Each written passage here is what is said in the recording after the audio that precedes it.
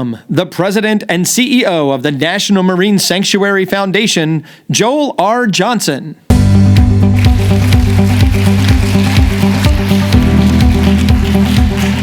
Okay, welcome back. I hope everyone had a nice break. Welcome to Capitol Hill Ocean Week 2025 for those of you who are tuning in and joining us virtually and online. And also to those folks who are just now joining us, welcome. We are so excited to have you here. It's pretty obvious to me, just having walked through the exhibition hall and spending a little bit of time with you already, the people power we need for the ocean isn't just in this room, it's out there as well, and we really thank you for bringing that energy. We really need it right now, so thank you. As we embark on this year's conference, we do find ourselves at a pivotal moment in ocean governance and innovation. The challenges facing our oceans and Great Lakes are complex, they're multifaceted, but so too are the solutions that are being developed by visionary leaders across a wide variety of sectors. Our first plenary session this morning, Defining Ocean Innovation Now, gives us an opportunity to jump right into that. It brings together a distinguished panel of experts who are at the forefront of transformative change in the ocean enterprise. Their work spans cutting-edge technologies, investments in blue tech, community-driven solutions, and groundbreaking research. Together, they are redefining how we approach ocean conservation, exploration, and sustainable use. So this session also comes at a time when federal priorities have shifted under the current administration, and with recent executive orders focusing on restoring American maritime dominance, enhancing seafood supply chain resilience, and increasing ocean mapping and data infrastructure, these orders will shape the broader policy environment in which our ocean innovators operate. So please welcome to the stage Millicent Wallace-Pitts, the Executive Director for Ocean Exchange. Welcome, Millie. Please welcome Dr. Vade Churiath, the Vetlesen Professor of Earth Sciences with University of Miami and a National Geographic Explorer. Welcome, Vade. Please welcome Dawn Carnegie, the Director of Scientific Research at DEEP. Welcome. And Mark Wong, General Partner with Longleaf Studios. We're going to begin our plenary session by inviting each of our panelists to actually introduce themselves here at the podium and to share a brief overview of their work and with some of their slides. And it'll take about a few minutes for each one of them. So we're going to begin with Millie and Ocean Exchange.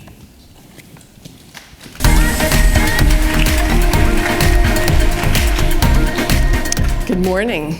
Thanks, Joel. Joel and I spent some time in Dallas recently at EarthX, and he hit the ball out of the ballpark, to use a baseball analogy, with us. So we thank you for all the work you're doing. So how many people have heard of Ocean Exchange before?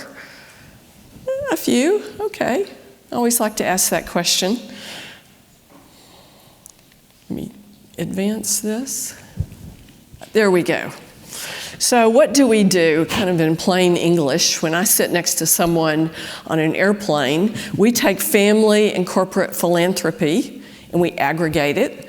We go out in the world, we're international in scope, and we find startups, typically at a level that have a working prototype.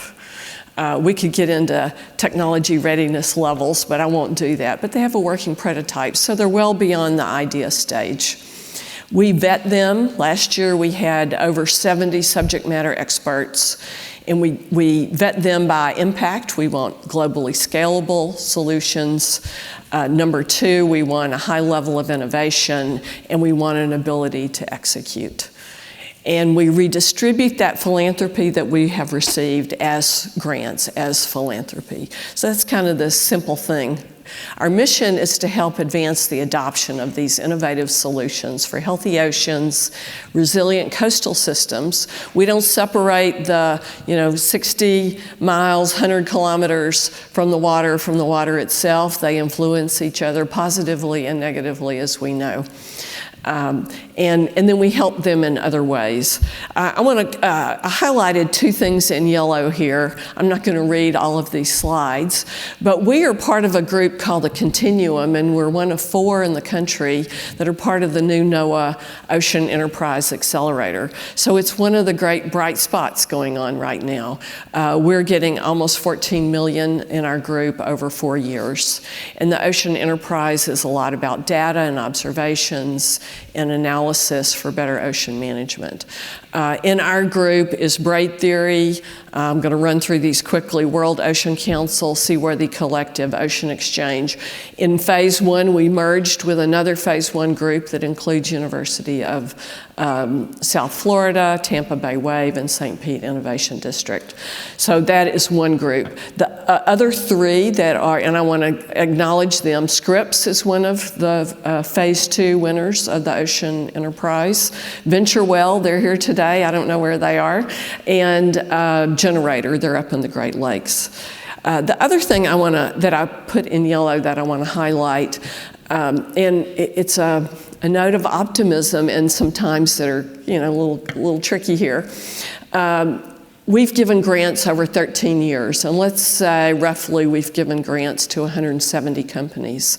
We follow them, and these companies that we haven't given grants, those were finalists for the grants, 170. We follow them over time, and we see how they're doing, and we help them in other ways. They have raised $3.1 billion, and 93% of that is traditional financing. It's seed rounds, A, B, and C rounds. The other 7% are more grants, largely DOE and EU grants. So there are investable solutions that we can find here. Here's a few examples. Again, I'm not going to read it all. 2 are restorative solutions, Oyster Heaven and Coral Vita. No Feed is biotech, taking food waste and making fish feed out of it. Phoenix, we talked about marine debris. It's a way to handle waste more effectively. Anchor Guardian is for recreational, like mega yacht kind of boating, and it will have commercial applications as well to keep the seabed from the anchor dragging. And then Carbon Bridge is green methanol. I like this slide because it shows the wide variety of solutions that we see. Last slide, I'm going to keep it simple. On the left, you see, I call it the stairway to heaven. It shows what we do. On the left side of that is that grant giving that I explained. The right side is all the other things that we do to help build community. We were founded in 2010, and there really weren't too many accelerators at that time helping startups that were outside of DoD and oil and gas. So we've helped build this community over way more than a decade. We continue to do that. You can see some of our partnerships there. Take a picture of our contact information. We have our open call for solutions right now. I hear there's some entrepreneurs in here, so talk to me about it. I'll be here all day today, the reception, and as well as tomorrow. Thank you so much.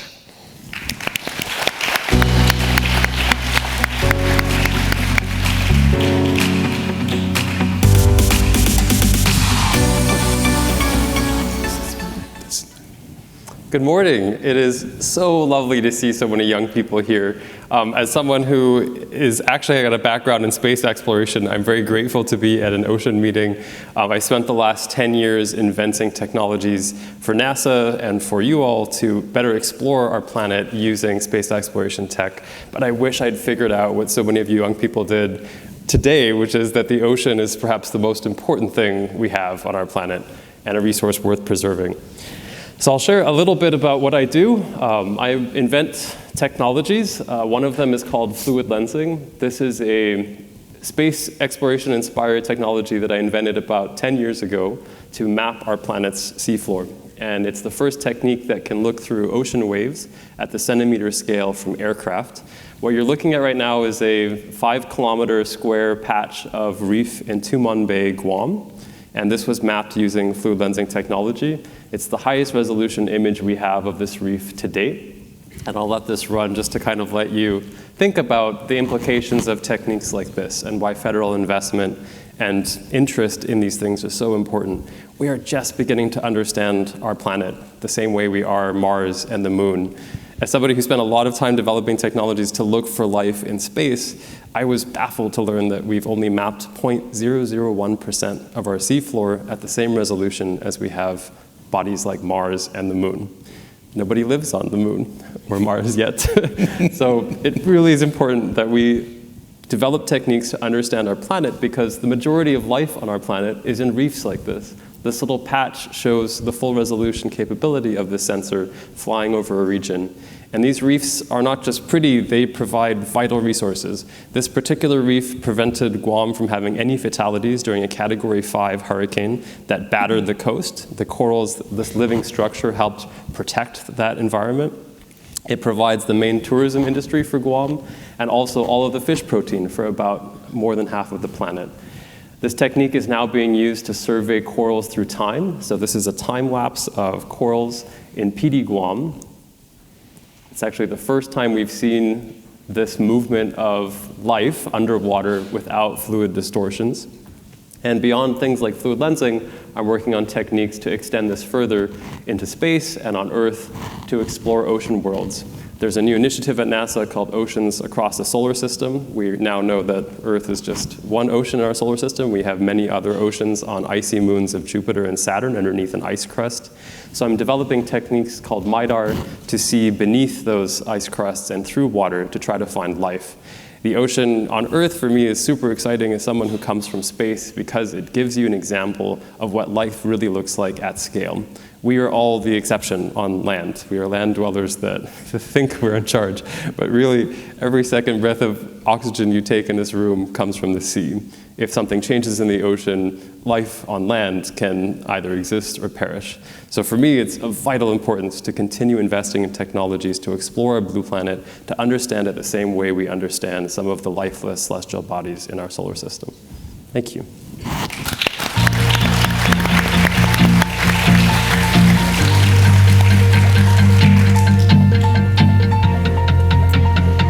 Good morning. It's so wonderful to see everybody here. So I'm going to start off with a question for you. If you had the opportunity to live under sea, raise your hand if you would do that. Awesome. So I had the opportunity, so essentially probably like many of the people in this room, I spent about a decade and a half, I've been diving for over 30 years, but I spent about a decade and a half doing underwater exploration, underwater science, and then got into research more from the human perspective. And it was incredible when I had the opportunity to live undersea. So instead of doing dives that were 30 minutes, 60 minutes, doing sample collection, or even hours at a time. So I was even working on projects where we were doing 7-hour bottom times with, by the way, a 24-hour decompression, if you can imagine that. When I had the opportunity to live undersea in an undersea habitat called Aquarius Reef Base, and I did that for 8 days in the Florida Keys, I was absolutely blown away by the perspective change. The amount of research that we could get done, the amount of work we could do for a coral restoration project that we were collaborating with and partnering with. And so I had the opportunity, about a year and a half ago, I was invited to join a company called Deep.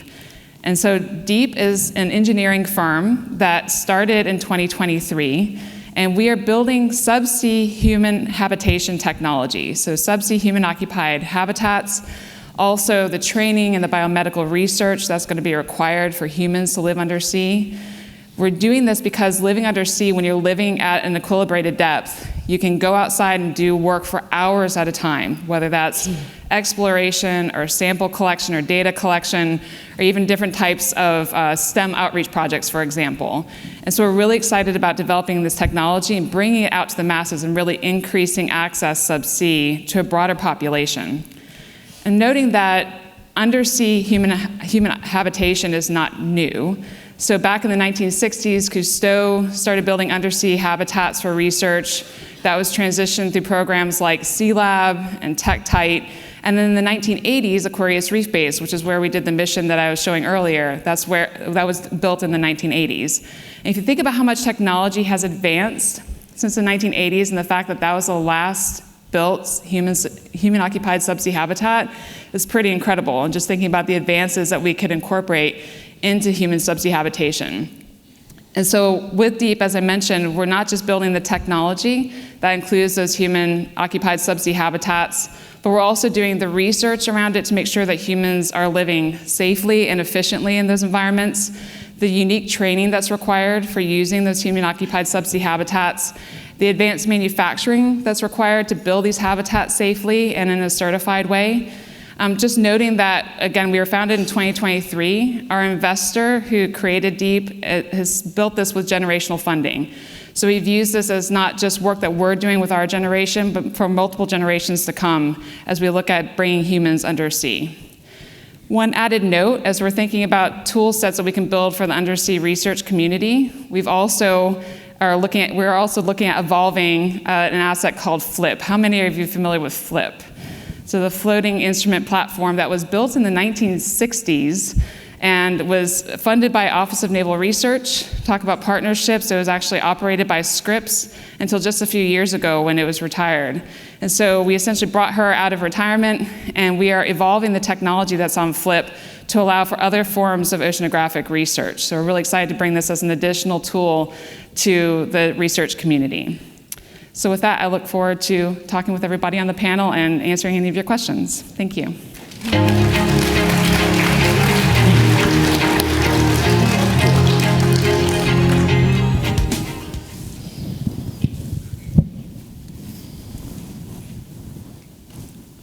Oh, sorry. There we go. So I want to step back in at a high level, talk about ocean sustainability and entrepreneurship, and leave the ocean for a quick second. So one, if you look at these three slides, or these three pictures, we'll start with energy, where I started out as a clean tech venture out of General Electric. You had a centralized grid that's starting to decentralize with renewable energy, as well as digitizing and then electric vehicles plugging in. So that path continues. Startups played a big role. The middle is out in front of us is automotive. We invested in some of the first electric car batteries about 12 to 13 years ago. I feel like I invested in everything but Tesla, but unfortunately. But there, right, as we go from ICE to internal combustion engines to electric, that journey continues. Startups played a big role. And then food and ag, right? We're all more sensitive today about what we eat. We ask questions on is what's in it, pesticides, the organic, less packaging. So that's food and ag. So what's the takeaway for all three of these case studies? All three are historically siloed sectors, very large, analog. All of them have or are facing regulatory pressures, change in consumer behavior, or technology changes. And the takeaway here was that startups played a role or are playing a role in their continued transformation. So that's why we did the theory of what we call the theory of change. And the idea is that we want to focus on the ocean. And this was about 2017, 2018. And I was like, I was in Norway. I was trained as a marine engineer before my clean tech days. It's like, when is deep sea shipping gonna face the music and start adopting new technologies like the way we have in land-based technology? When, like food and ag, the analogy there is seafood, aquaculture, sustainable fisheries, renewable energy on land, offshore renewables, and then of course now a lot of focus on coastal resiliency. And then the idea is that entrepreneurs, like in those other sectors, play a key role, not a substitute role for good policy, but that it's a new dog in a fight, and the idea that entrepreneurs are not bounded by historical paradigms. They look at the way things could be versus the way they are, and a lot of entrepreneurs can really exploit technology advances much quicker than the incumbents. So we formed See Ahead out of Kendall Square when I lived up in New England. I'm in North Carolina now. And the idea, we created a venture studio. And why not just a fund? I don't know if we would have been able to raise a fund. Well, a couple thoughts. Most entrepreneurs that are in the ocean, first-time entrepreneurs. No supporting ecosystem to support these first-time entrepreneurs. VCs give you a blank look.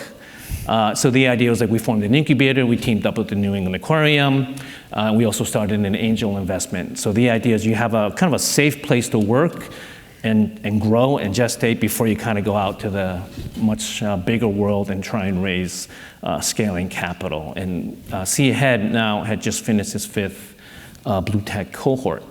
So the other point I make about why we got some pushback in the beginning, like why aren't you in Cape Cod?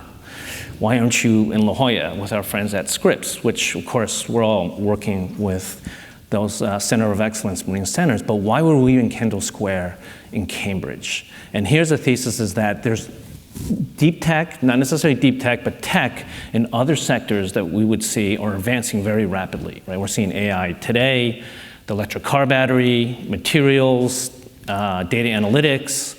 When we see these entrepreneurs who knew nothing about the ocean economy, but were very curious and wanted to see if their technologies and their approaches can apply to the ocean. So essentially what See Ahead was formed with Blue Tech in the middle was this idea we wanted to act as a bridge between the tech, broadly defined, as you can see in those outlying circles, and connecting it to the marine research centers and industry and communities.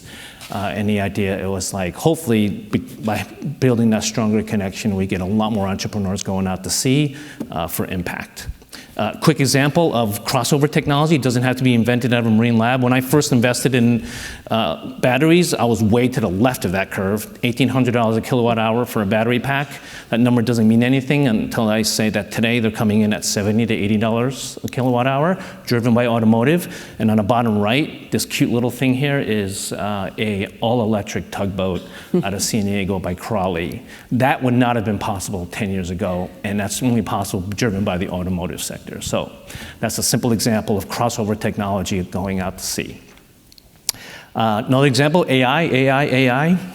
So this is a spin out that I work with out of NC State. They do coupled metocean modeling. You can only do that now with the power of computing, of coupling weather data and oceanography data, creating your new data sets, and then with machine learning, and we're out there discovering what different applications, from shipping to coastal resiliency, integrating, let's say, hurricane maps with flood maps.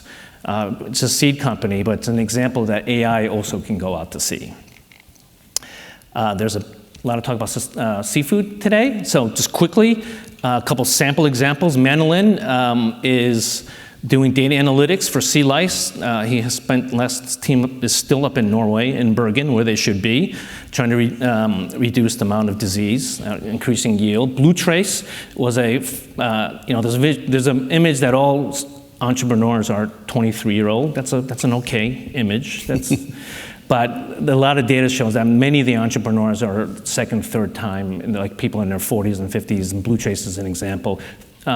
Chip thought he was going to retire out in Maine, started to help his buddy do oysters, and it's just like, I just can't help it. Wax paper, wax pencil to track the oyster beds. So they're digitizing the whole seafood supply chain for local seafood, for traceability, as well as health. Keel Labs is taking plastics down in Durham, funded by the largest office out of Hong Kong, family office, taking plastics and replacing microplastics for clothing. Minotech out of Maryland, data science for shrimp. That's the largest category of seafood that we eat as Americans. If you ask yourself how you can have all-you-can-eat shrimp for $12, the answer is not very pretty. So they're trying to at least bring more visibility in tech. Then they're hanging out in Southeast Asia from Maryland. Symbrosia, red seaweed in California for ag feed, reducing methane. Organicin's a UMass spin out, Amherst, looking to replace antibiotics with natural biosins. So this is an example of the different seafood sustainability, but pretty cutting edge, maybe a little controversial. NC State beat out global competition to win this $30 million grant from Bezos for alternative protein. It applies to seafood as well. He is growing sea bass, DC-based, working down in North Carolina, partially funded by this Bezos grant. Natrix, we See Ahead, we invested in this 3D cement printer out of the near the Raleigh-Durham airport. They start with satellite imagery of the coast. Those little blocks there act as substrates to grow oysters and seaweed, and there it acts as a natural way, a nature-based solution to coastal resiliency instead of rock and concrete, which we've been doing for 1,000 years. So it's carbon neutral, and they have a full order book. Unfortunately, coastal resiliency is a huge growth sector, so they're busy. Quickly switching gears because I can't help it. Never grew out of my love for ships as a kid. I was a marine engineer. We're not a global shipping nation anymore, unfortunately, but 90% of all global trade goes through deep sea shipping. This is what's happening in deep sea shipping. To your left is what powers ships today. It's basically liquid tar in our global economy. And just to give you an example of how dirty that fuel is, that's diesel to the right, right? So they're looking to obviously reduce the impact of that type of fuel, including carbon. Some positive news, not there yet, but the UN IMO, International Maritime Organization, in April, outvoted the US to pass the most recent protocol to put a price on alternative fuels, carbon price. So soon hydrogen, electrification, and other sources of fuel have a carbon price. These are European, Asian major shipping companies. The final resolution goes up in October. So if that passes, which knock on wood, it will, by 2027, we'll have actually pricing mechanism unlike aerospace or energy for carbon. And by the way, if you think our hill is hard to pass the bill, try getting something past the UN. This has been something that's working for decades. Pretty busy, but deals are getting done. I want to emphasize that the deals are not necessarily getting done in the US. These are Asian and European investments, from hydrogen to digitization. And I'll go quickly, but closer to home. Vicarb is one of our startups doing both carbon mitigation, as well as they're working with, let's say, oyster farmers with the certification, as well as monitor reporting and verifying out of Brooklyn. C-Trek is out deep at sea, looking to use the thermoclines to generate a trickle charge, and that can keep your sensors powered because it's really expensive to change the battery when you're like hundreds of miles out. Last one I'll mention is CHOW, Columbia University spin out. They are working on a pilot in Europe to electrolyze seawater without using reverse osmosis. That could potentially be a game changer because at night when we're asleep, offshore wind, whether that be the North Sea, off our East Coast, that electricity at night when we don't need it could actually generate hydrogen at a zero carbon. So let's see what happens there over the next few years. Okay, that was my overview of blue tech. Thank you.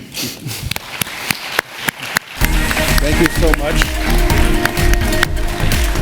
Thank you, Mark. Thank you, Millie. Thank you, Vade. Thank you, Dawn, for that quick 101 deep dive into your work. As I said earlier today, we were going to be really getting into some of the most exciting and advanced technologies that are driving the ocean enterprise right now. And now we're going to talk a little bit about the how and the why. So kind of these experts can shed some light really on the partnerships that make this work possible, some of the challenges and hurdles that they face in executing their work, and then what it means for us in the future. So I'm going to jump right in here and start with a question for you, Millie. Okay. In terms of your work with the Ocean Exchange as a catalyst for connecting innovators with resources. So how do you identify and support solutions that have the potential to drive meaningful change? And the how part is what are you really looking for when one of these blue tech companies approaches Ocean Exchange and wants to be a part of it? So I'll come back to those three elements again and expand upon that. Again, we're international in scope, so we don't exist to create jobs in any given geography. We say if these startups are successful, jobs will be created, lives will be uplifted, and the environment will be better wherever they are, right? So impact. We're looking for big, globally scalable stuff. Some of you may do beach cleanup or whatever. It's wonderful. I participate in those. Those are sort of outside the bounds of what Ocean Exchange is looking for. To have impact, most of them have some pretty deep tech underneath them. They may have big social impact as well, but it's powered by science and engineering, almost always. So that's one thing we look for. Globally scalable impact. The second thing is level of innovation, and that's kind of a tricky one. If we have any people that deal with intellectual property, of course, one automatically defaults to thinking, do they have patents or know-how? And of course, that's very important. We have experts that kind of help analyze that. But we want to know how competitive is this solution compared to other paths to solve the same problem.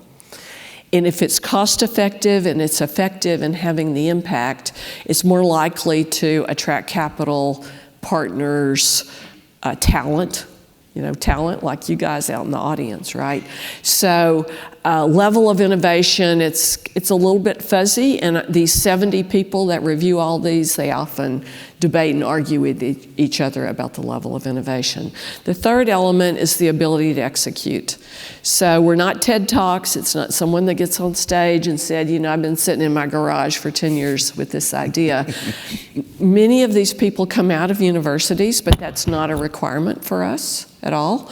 But the level of science and technology and access to those labs and equipment, it's very difficult for a garage engineer. We have seen some garage engineers over the years, but most of these have spent already a decade working in this science and engineering. It's a long, long, long haul to get there. So ability to execute, business model, are they selling a product or a service? Do they understand the partners that they're going to need? Very few of these big impactful solutions can be done in a vacuum. They need significant partnerships, maybe with the Sanctuaries Foundation, but others, big corporate kind of partners. And how's it going to be funded? Everything is not investable, even though I talked about that $3.1 billion. Even those things that aren't investable, they need to figure out how they're going to sustain the work that they work on. Thank you for that. I really appreciate that. And I'm sure some of the entrepreneurs and folks in the audience and online are taking notes on that strategy. Well, for a guy who has done a TED Talk, let me ask you, I'm very excited to have you here. You're an inventor and a scientist and a teacher. And you shared that your work obviously transcends the Earth's boundaries. You're really thinking about oceans everywhere in extreme environments. So let's talk a little bit about FluidCam, MIDAR, NemoNet, these technologies that you've worked on and invented. How are they helping us map and monitor, and what are your hopes or what are your thoughts about these tools being able to help us protect our current oceans now? That's a great question, very loaded question. Yeah. It's quite remarkable to actually see an idea start in a garage and then go to a large federal lab and university, which is often needed to bring in the science and engineering. But I started off in astrophysics, looking for life, and then realizing we have looked so extensively out in the cosmos, and I mean extensively. We can see 14 billion light years out in space with Webb Space Telescope, Hubble Space Telescope, and we can't see down 10,000 feet in water. Doesn't that just unnerve you? That keeps me literally up at night. So the biggest impact I've seen is, for the first time, these technologies peeling back what was this impossible refractive barrier, the ocean surface, to see life.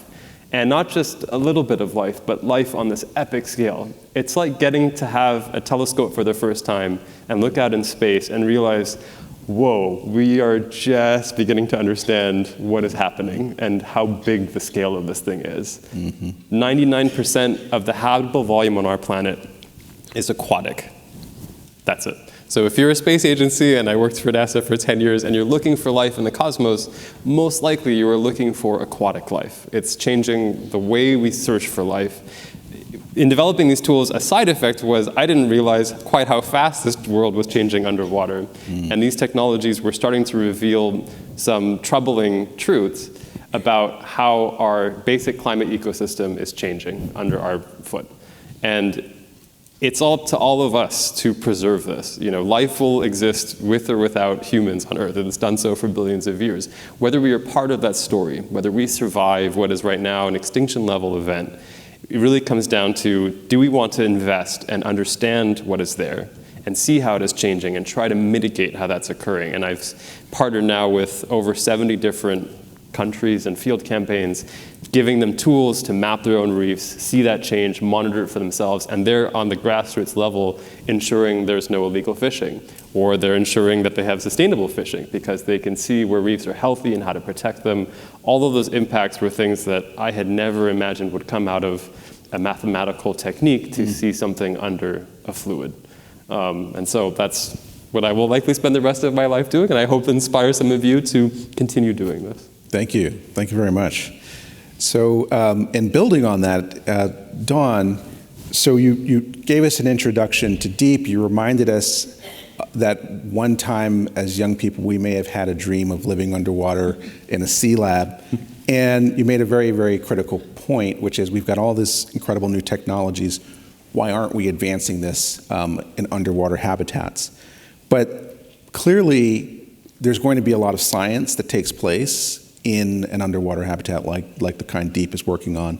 But what are the implications for doing that work, right? What are the elements of the human interaction with that environment that we can take away to inspire other conservation and exploration efforts? Yeah, it's a great question. And I had mentioned that experience that I had working on the undersea mission with NASA called NEMO, and living in Aquarius Reef Base. So first and foremost, just living in that environment and being immersed in it around the clock. So you're not just dropping in for a single dive. You're not disrupting the environment by going in as a scuba diver or visiting this alien environment.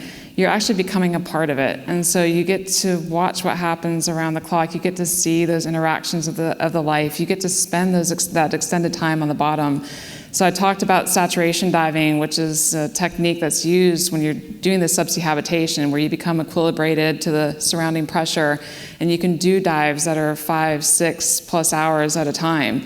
So just thinking about the type of data that you can collect, or the samples you can collect, or observations that you can make during these extended excursions is just mind-blowing. And when we talk to researchers like Rich Pyle, who was actually on a panel last year here at CHOW, and he's at Bishop Museum, or Dr. Sonia Rowley, who's at University of Hawaii, or Meridius Bell at Cal Academy, they're all researchers, especially who do research in the mesophotic zone. And so they're doing these deep technical dives. I kind of referenced that earlier in my background, where they're doing repetitive deep dives where they're like, yeah, it's strenuous on the body, and they're only still getting that little bit of time on the bottom to do the work that they need to do.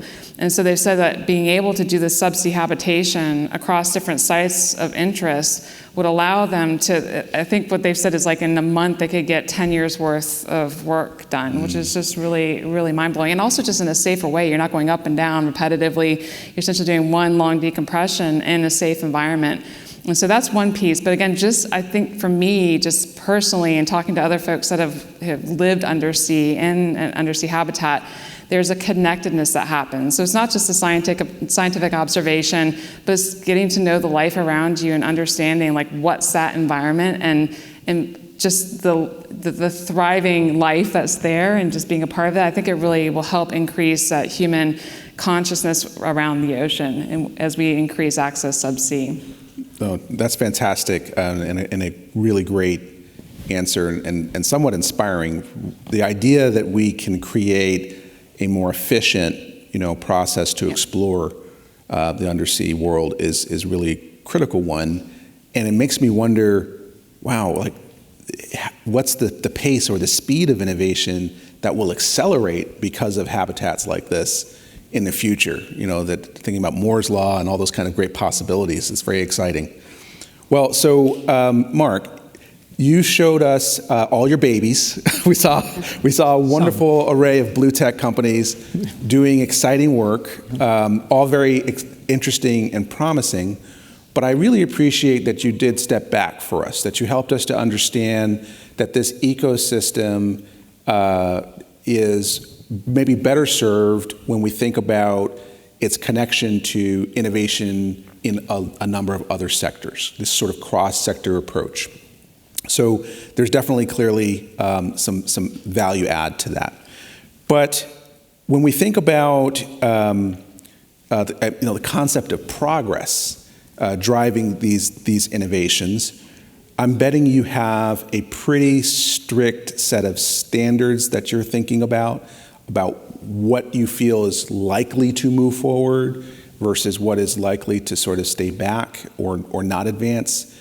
What is the lens that you're using to help you advance your idea of, okay, I'm going to continue to advocate for this company and bring other investors and bring other partners together?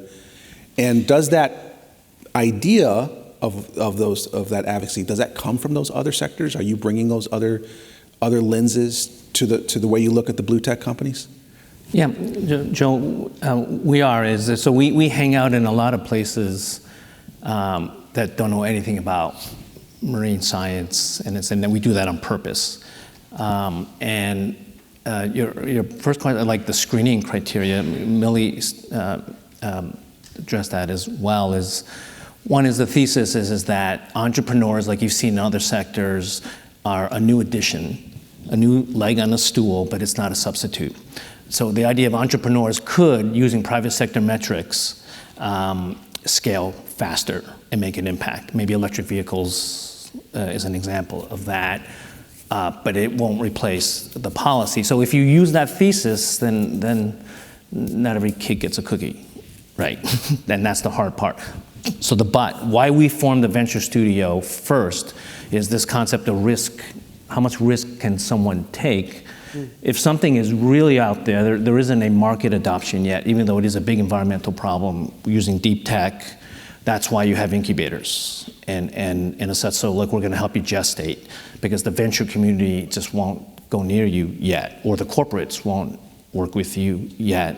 So that's why we think that the model is it's not begins nor ends with the investor. It should be what before that. And some of the ideation starts, almost every major university in the U.S. has in-house accelerators, programs to help potential entrepreneurs, and then from there, what's the next step? So it's like the technology readiness level from -1 to commercialization, the early stage, it's usually not filled by the venture investors, despite maybe some of their rhetoric.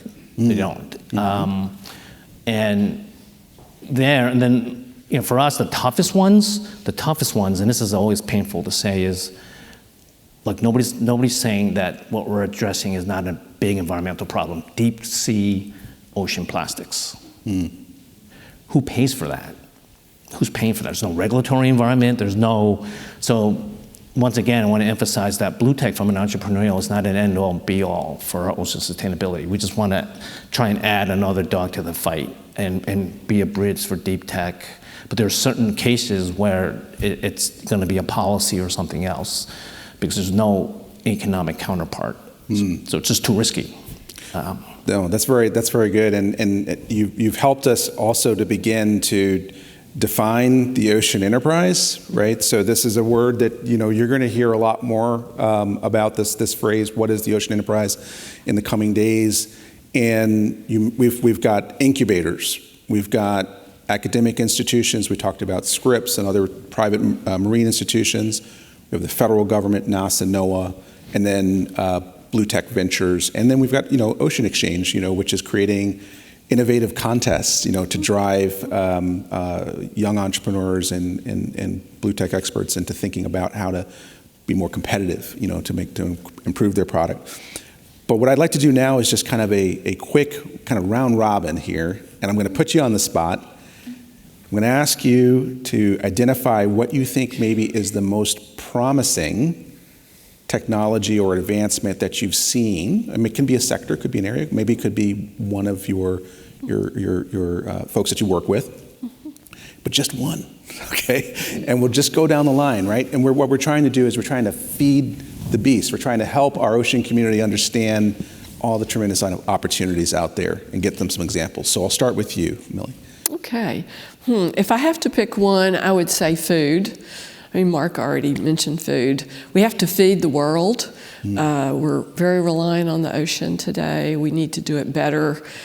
We gave money to a group in Tanzania for aquaculture. And, it's crazy that we kill I don't know, 8 to 10 fish to feed one in aquaculture. In no economic world outside of this room does that ever make sense.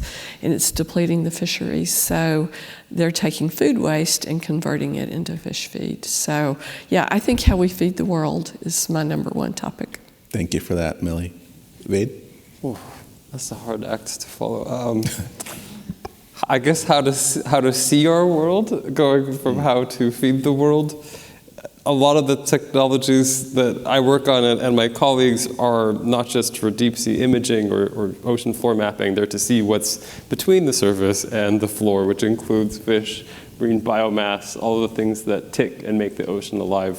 I think that for me, that's the biggest challenge right now is a lot of the ocean story goes untold because you can't just look up and see it shining above you like the moon or with a telescope. It's not accessible. But the minute that barrier is removed, someone goes diving, they live in a deep sea habitat, they go snorkeling, they have an experience, their eyes are completely transformed. And we've seen this with a citizen science video game where people get to explore our data sets and be in an environment that they normally have never experienced before. Suddenly they realize, whoa, this is what it's at. So, yeah, I think seeing the planet properly. No, I really appreciate that and the spirit of exploration behind that answer. Thank you so much. Dawn? Great answers so far. So I would say human-machine teaming. So it's kind of a general area, but just I've heard a lot about just even growing up as a diver, but even in other sectors that we've worked in, it's the human versus the machine, and that's absolutely not the case. And I think we're seeing this in other sectors where we're looking to understand how do you optimize the human in the loop and how do you optimize the machine in the loop and how do they work together to make the best solution. And I think for undersea exploration, undersea research, I think that is going to be a critical area for us to better understand and really, maximize our resources for exploring and studying the ocean. Yeah, I'd start with generically just say big tech, right? Which includes satellite imagery. Big tech. Come on, that's a cheat. Right? No, not the Magnificent Seven or a subset of that. Meaning advances in satellite imagery, right? That's much cheaper now. Powerful advances in sensors from your smartphone or automotive, and then ability to correlate that data, right? Which is turning into AI. That can open up a lot of transparency. It could be done for good. Not all of it's going to be done for good, but I know you asked me for one. The second, though, as I mentioned earlier, is if you look at our waterfront, diesel is still king. So you really, these electric car batteries, as they get safer, cheaper, and more resilient from safety and taking them out and replacing, let's say, all the diesels that we see in our working waterfront. And the last thing, you asked for one, is just a lot of advances in material science that cuts across the board. Can we replace plastics or some kind of material that will biodegrade in the water? Great. Yeah. Well, and I guess they are really all connected, right, at the core. So I appreciate that answer. So, our landscape is changing. I mentioned at the beginning of CHOW, we've got several new executive orders from the new administration focusing on maritime domain awareness, seafood supply chain resilience, ocean data infrastructure and other areas, our coasts. So what do you anticipate, this is going to be a question for all of you, what do you anticipate in terms of federal support or policy changes that could help advance ocean innovation at the moment, and who's going to fund it? I think is the kind of core question. Anybody want to take that one? I'm happy to take a first crack at it. Sure. Sorry. There's no right. Maybe not who's going to fund it, because I know that's a weighted question. But one of the things that we've been talking about is trying to be hopeful about this is. This reduction, hopefully, in bureaucracy and red tape to really push for private-public partnership, and maybe really enhancing what those relationships look like and streamlining the ability for private entities to work together with public entities.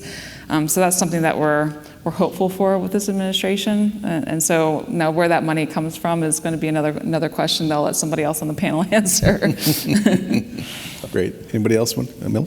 I think ports will be a focal area.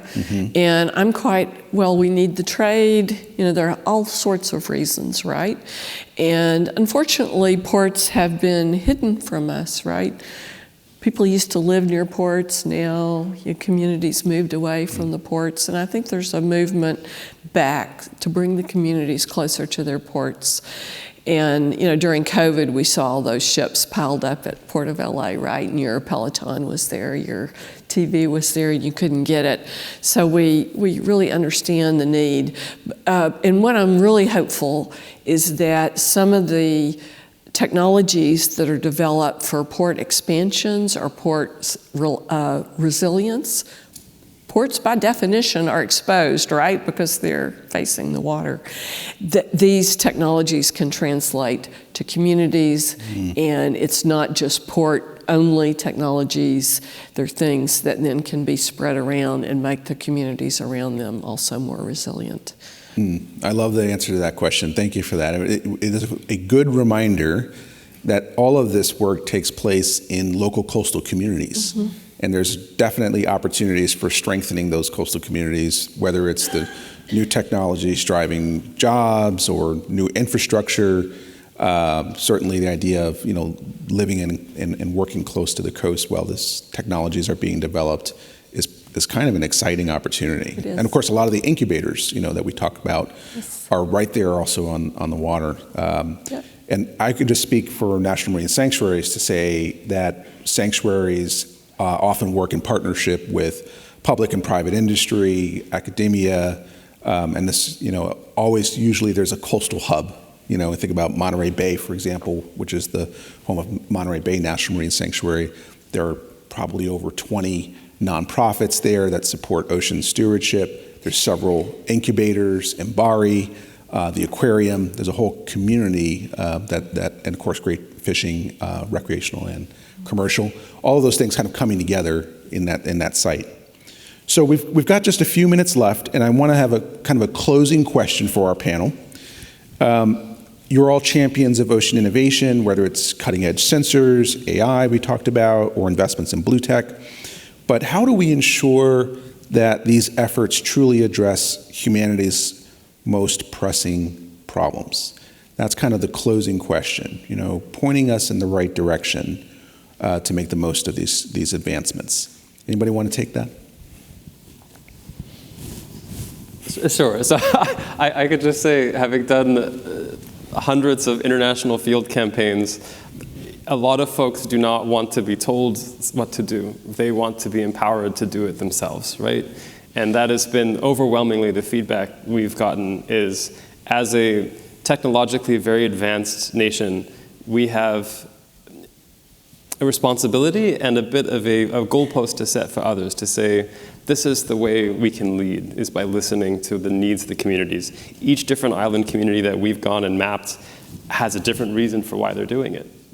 Some of them, they are completely dependent upon the fish that they eat, and some of the fish are declining because of changes in their reefs and management. So I think a lot of it is listening first to what the communities want, painful as it is and as slow as it is, and then translating that into technologies that affect their lives directly, and then giving them those tools so that they can address the needs themselves.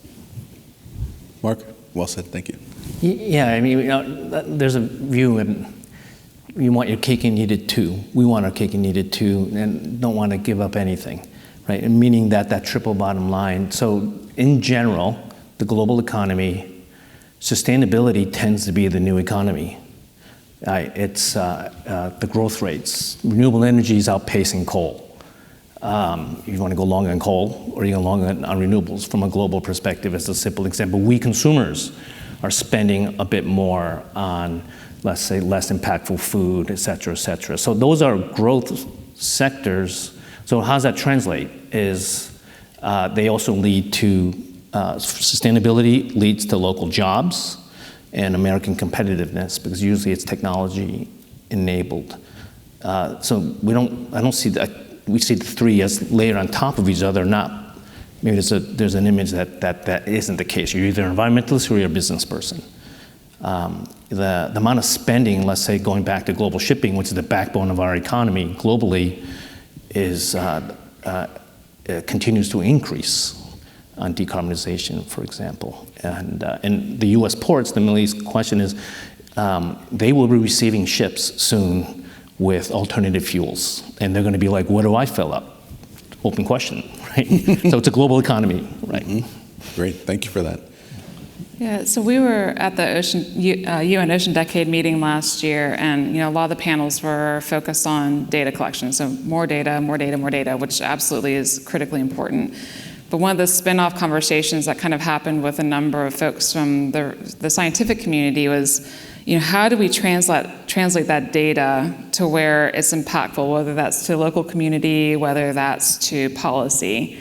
And so, we have these conversations around, the storytellers or the people who help us fill those gaps. And I think the Marine Sanctuary Foundation does an amazing job of doing that and being able to translate what the scientific community is learning and doing. And it's great that goes into peer-reviewed publications, but I think getting it out to the masses, whether that's community or whether that's the policymakers, is going to be critical. So I think having more plans in place to make sure that information is translated efficiently is going to be critically important as we move forward. Thank you. Okay. You get the last word. All right. So we were founded 15 years ago. I have met hundreds and hundreds and hundreds and hundreds and hundreds of startups all over the world. They all want to improve the ocean and the coastal systems and human life. I never met one that said, I'm doing this and I'm going to exit in 3 years, 5 years, and I'm going to make a lot of money and check out and go live on an island. I never met one, and I'm serious. They are mission-driven. Here's the gap. They need to understand how they can fund it and be sustainable, and they need to talk more in business terms because they can't do their mission. They can't have that impact unless they can also talk in business terms and talk about job creation and how they're going to raise money. It's not a bad thing to talk in business terms. You can be mission-oriented. You can want to have all that impact that you talk about and also be able to raise money and create jobs and, have vendors and all of those other things. So both of those go hand in hand to have that ultimate impact. Fabulous, fabulous. Well, I think we have had a wonderful conversation. We covered a lot of ground, and I feel more prepared for the conversations for the next 2 days here at CHOW in terms of how we can define ocean innovation now. We've got some great examples that I hope you all will carry into your conversations. We have some time. We've got 5 minutes left where we can do questions. There are cards if you would like to write your question, and we have a couple of staff who will go around and grab some of those questions and pull them up. So we've got a few more minutes that we can do some questions on.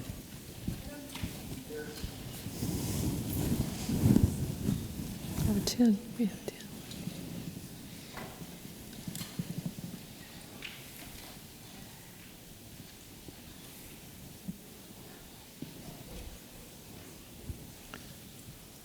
Great, thank you.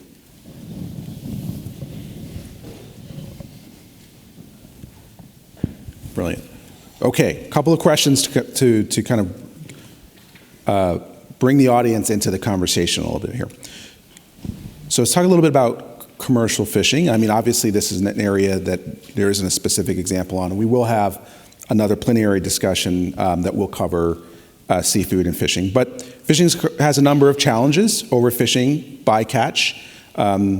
We've already talked about a couple of blue tech solutions that are working on this. But with the growth potential in production is not necessarily attractive to investors, how do we drive investment in these kind of solutions that are going to address the commercial fishing sector, these issues of overfishing, bycatch, even social justice? Anybody want to take that one?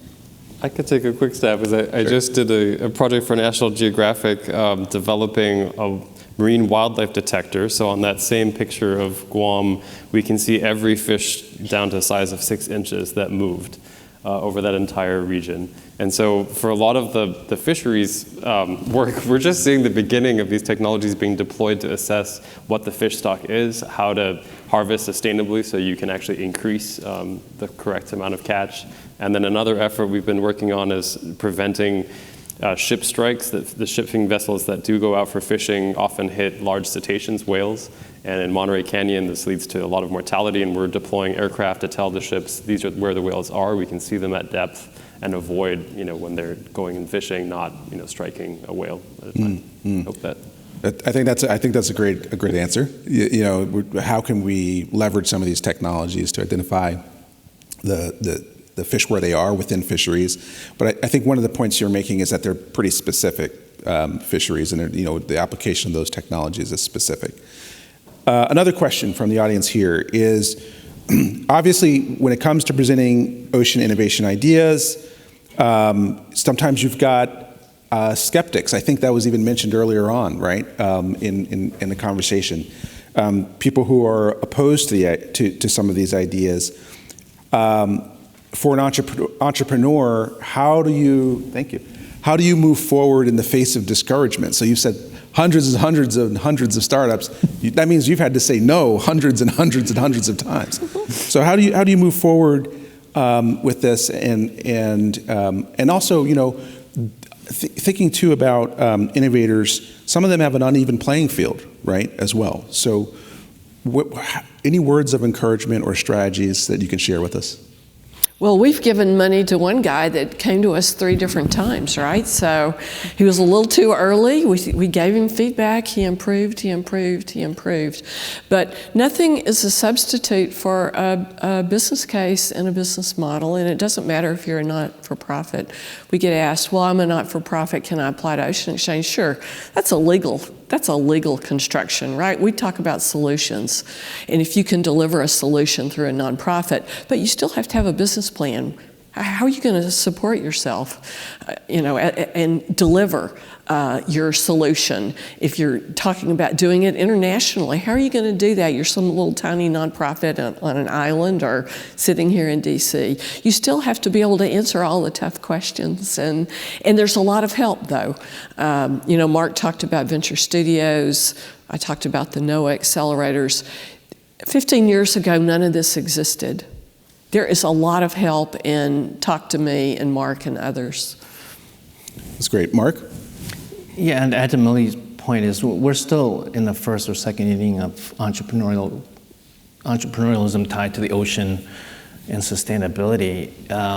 It's rough. Right? There's a couple of thoughts I throw it out. I'm not saying this is definitive, but what we've observed is, one, if you look at the ag sector, the ag sector is kind of on its back, ag tech. There's a lot of people saying is that the traditional venture model does not fit for sustainable ag. I'd make that argument. If that's yes, that same applies to blue tech. That traditional venture capital model does not work well with many of the blue tech. The adoption rate is slow. The returns are not what they expect, which is tied to adoption rate. So what we say to the mission-driven entrepreneurs, and they're tough as nails, is the world doesn't revolve around necessarily the VCs, right? You're having foundations, you're having family offices who take a completely different look. You have the rise of corporate venture. Not easy to deal with corporates, but they're out there looking for technology and partnerships for a different metric than the traditional investor. There's always the early stage SBIRs and the such.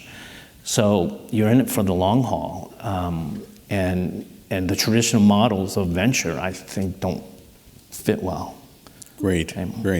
Well, and I think you actually just answered the last question that I had here, which asked about, do we think of investments as an antidote to traditional federal grants? And I think you're speaking to a larger, looking towards a larger ecosystem and understanding that whole funnel. Well, thank you so much for the questions. And again, just as a reminder for our plenaries, we will be taking questions. You have these cards. You can write them down and pass them to the front, and we'll try to get to them at the close of our sessions. For now, I want to thank our panelists. This has just been a fabulous conversation. Thank you again, Mark. Thank you, Dawn. Thank you, Vade. Thank you, Millie, so much. And thank you all for joining us for this session. I think we're going to let you guys go, and we are going to take a break at this time, and we will return after lunch, and just want to remind everyone to explore the different exhibits in the exhibit hall. There's a lot of fabulous partners and organizations there who would love to share their message with you. Thank you again. Thank you. Thank you, Joel. Thank you.